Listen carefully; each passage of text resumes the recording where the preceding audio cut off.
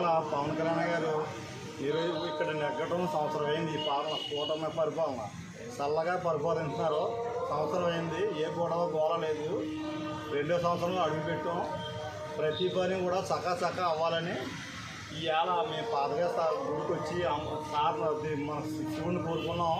పురివేదిక మాత అమ్మవారు, అలాగే శివుడు, దత్తాత్రేయుడు, పవన్ కళ్యాణ్ గారి మీద ఆశీస్సులు ఎప్పుడు చల్లగా ఉండాలని వచ్చి నెక్స్ట్ సంవత్సరం ఉన్న 4 ఏళ్ళ పరిపాలన చల్లగా సాగాలని మేము కోరుకుంటున్నాం. ఆ ఎల్లప్పుడూ కూడా ఈ పిఠాపురాన్న ఈ ముక్కోడి దేవతలో ఆయన మీద ఆశీస్సులు చూపించి ఆయన ఆరోగ్యం చల్లగా ఉండాలని మేము కోరుకుంటున్నాం.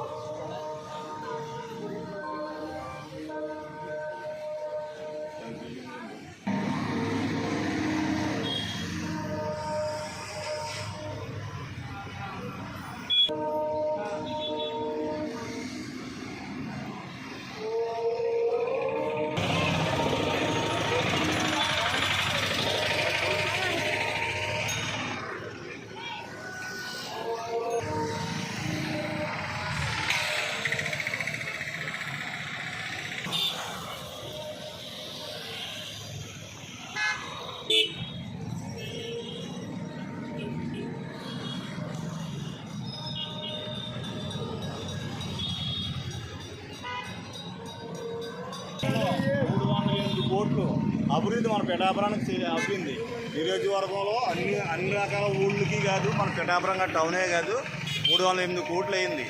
అందులో సుమారు మన 100 పడకల హాస్పిటల్, తర్వాత 59 కోట్ల 70 లక్షలు ఫ్లైఓవర్ పాస్ అయింది. అలాగే అభివృద్ధి పనులు కొన్ని పాస్ అయ్యాయి. అలాగే మన పునిజల పవన్ కళ్యాణ్ గారి ఆశయాల మేరకు పిఠాపురం సంవత్సరం పూర్తి 2వ సంవత్సరంలో అడుగు పెడుతున్నారు. ఇక్కడ ప్రజలు చక్కని స్పందనిచ్చారు. ఏంటంటే ఎక్కడిదాకా వచ్చిందండి 2 కోట్లు రావడంలో అన్ని పనులు అభివృద్ధికి వచ్చాయి. మీరు కంగారు పడకండి, ఇంకా చాలా పని ఉంది. ఈ సంవత్సరంలో ఏమో 4 సంవత్సరాల్లో చక్కటి పరిపాలన అందివ్వడానికి కూటమి ప్రభుత్వం ఎదురు చూస్తుంది. ఏ పరిపాలనలో ఏ లోటుపాట్లు ఉండవు.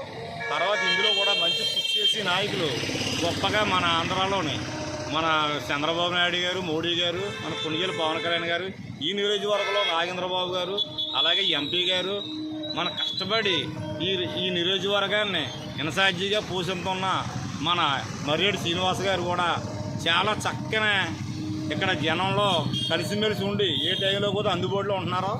ఈ మధ్య మంగారామరపేటలో ఆఫీస్ ఎట్నికాంచి కూడా డైలీ కూడా ఇక్కడ వచ్చి పెద్దల మనోవేదనలు అన్నీ గమనించి వాళ్ళు ఇచ్చుకున్నాయి అన్నీ ఫిర్యాదులు అన్నీ ఇచ్చుకుని వాళ్ళకి కరెక్ట్ అయిన పరిష్కారం కూడా చేస్తున్నారైనా. అలాంటి పరిపాలన చాలా గొప్పగా అందుతుంది.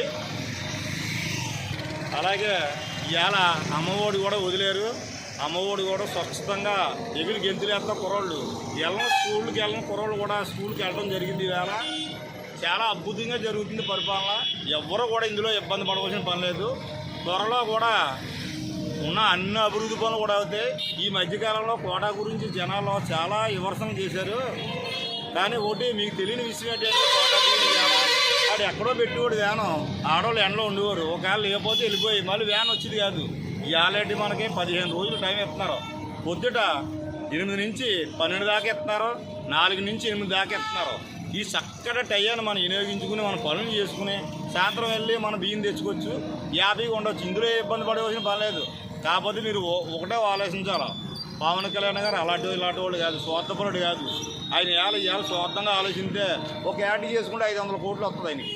కానీ అది కాదు, ప్రజలకి సేవ చేయడానికి నెంబర్ 1 నాయకుడిగా ఎన్నో దేశాల్లో కొలిస్తే నెంబర్ 1 స్థానంలో పవన్ కళ్యాణ్ గారు వచ్చింది. ఇవాళ ఎందుకు వచ్చింది?